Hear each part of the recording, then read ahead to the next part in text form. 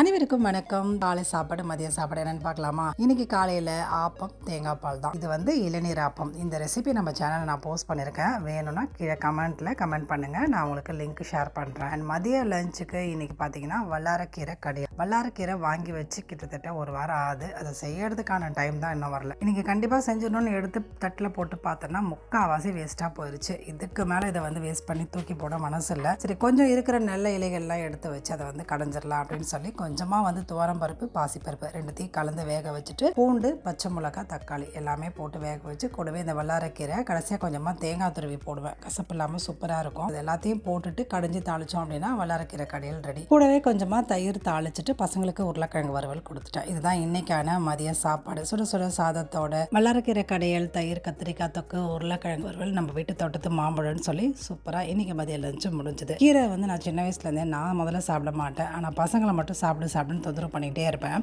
அதுக்கப்புறம் தான் யோசித்தேன், சின்ன வயசில் நம்ம என்னைக்கு சாப்பிட்டோம் கீரை, அப்போ நம்ம பசங்களும் அப்படி தானே இருக்கும் அப்படின்னு தோணுச்சு. ஆனால் நான் சாப்பிடணும் அப்படின்னு நினச்சி சாப்பிடும்போது தான் நானே சாப்பிட ஆரம்பித்தேன். அந்த மாதிரி பசங்களும் போக போக தன்னால் அவங்களுக்கு இது நல்லது இது கெட்டதுன்னு தெரியும் போது தானே அவங்களே சாப்பிட ஆரம்பிச்சிருவாங்கன்னு சில விஷயங்களை நான் ஃபோர்ஸ் பண்ணுறது கிடையாது.